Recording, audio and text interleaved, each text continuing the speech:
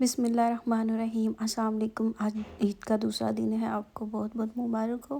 آج میں آپ کے لیے چکن پلاؤ کی ریسپی لائی ہوں، بہت آسان اور مزے کی ہے اور آپ کو بہت اچھی لگے گی۔ سب سے پہلے تو آپ نے ایک کڑھائی لینی ہے، اس میں آپ نے آدھا کپ کوکنگ آئل ڈالنا ہے یا حسب ذوق۔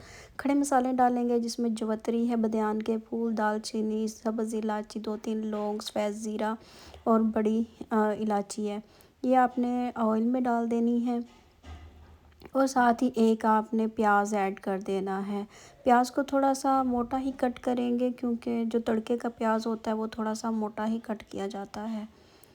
تو بس جی یہاں پہ آپ نے جو کلر ہے وہ اپنی مرضی کا رکھنا ہے۔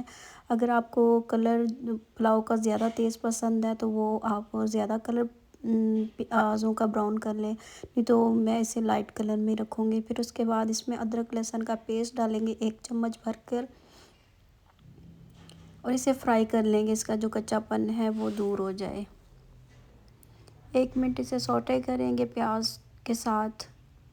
پھر اس کے اندر چکن ڈال دیں گے۔ چکن میں میرے پاس یہ لیگ پیس تھے، آپ ہول مرغی بھی ڈال سکتے ہیں اور اس طرح پیسز بھی ڈال سکتے ہیں، یہ آپ کی چوائس پر ہے۔ بس جی یہاں پہ آپ نے پھر جب انہیں تھوڑا سا یہ کلر چینج ہو جائے گا تو آپ نے ان کے جو سائڈس ہیں نا یہ چینج کر دینی ہے۔ یہاں پہ برتن تھوڑا سا چھوٹا ہے، کڑھائی جو ہے پیسز کے حساب سے یہ چھوٹی ہے، چاولوں کے حساب سے بالکل ٹھیک ہے، تو چلے کوئی نہیں ہے۔ اور چاول جو میں نے لیے ہیں وہ 1 پاؤ کے قریب لیے ہیں، 250 گرام۔ پھر اس میں ڈال دیں گے سبز مرچیں کچھ ڈال دیں گے اور 2 بڑے سائز کے ٹماٹر جو ہے بلینڈ کر کے وہ ڈال دیا۔ اسپائسز میں سکا دھنیا، سفید زیرہ، نمک اور لال مرچیں۔ اسپائسز آپ مرضی سے کم اور زیادہ بھی کر سکتے ہیں۔ اس کے بعد جی سب سے زبردست بات ہے، اس پہ ڈالیں گے یہ جی بریانی مسالہ، آدھا پیکٹ آپ نے یہ اس میں ڈال دینا ہے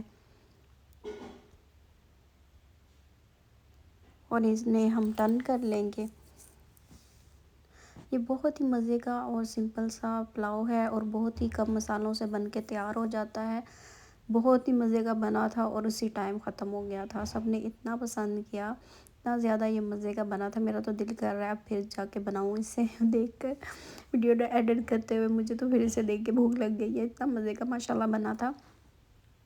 تو بس جی اس کے بعد آپ نے 1 گلاس اس میں پانی ڈال دینا ہے اور ڈھک کے 10 منٹ کے لیے چھوڑ دینا ہے، کیونکہ پیسز کافی بڑے ہیں تو انہیں گلنے میں ٹائم لگے گا، تو پہلے ہم انہیں 50% جو ہے وہ کوک کر لیں گے، پھر دم میں بھی ہو جائیں گے اور مزید چاولوں کے ساتھ بھی پکیں گے۔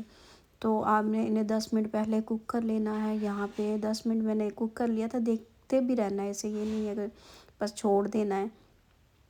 اس کے بعد اسے ہم ٹرن کر لیں گے۔ جو گوشت والی سائڈ ہوتی ہے جہاں پہ زیادہ یہ ماس ہوتا ہے، یا وہ آپ نے نیچے کی طرف رکھنا ہے۔ ٹھیک ہو گیا۔ پھر اس کے بعد آدھا کپ اس میں دہی ڈالیں گے، فریش دہی ڈالیے گا۔ مزید اس کی ہم بھنائی کر لیں گے یہاں پہ اس پوائنٹ پہ۔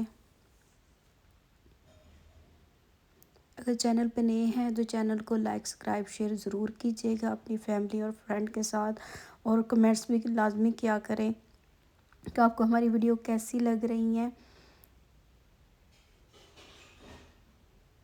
اس سے کیا ہوتا ہے، ہمیں حوصلہ افزائی ہو جاتی ہے اور اچھا لگتا ہے۔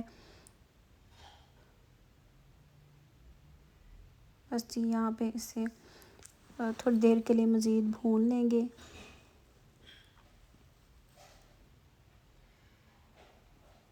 آپ گھی کا بھی استعمال کر سکتے ہیں۔ اس کے بعد چاولوں کے حساب سے اسے پانی لگا دیں گے۔ میں نے سمجھے 1 گلاس چاول لیے ہیں یا 2 گلاس چاول لییں گے ہم، اور پھر اس میں ہم 3 گلاس پانی ڈالیں گے۔ ٹھیک ہو گیا۔ پانی بوائل آ جائے تو پھر آپ نے چاول ڈال دینے ہیں۔ چاول ڈال کے آپ نے آنچ جو ہے وہ فل رکھنی ہے، سلو نہیں کرنی۔ نمک چیک کر لیں، نمک بالکل پرفیکٹ تھا، ٹھیک تھا۔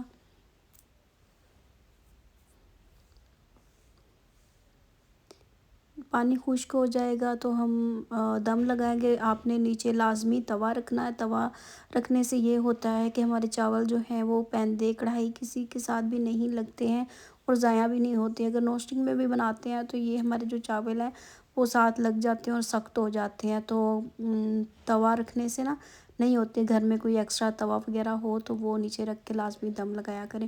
بس یہ ہمارے مزیدار قسم کے یہ رائس بن کے تیار تھے. یہ اتنے لذیذ اتنے مزے کے بنے تھے.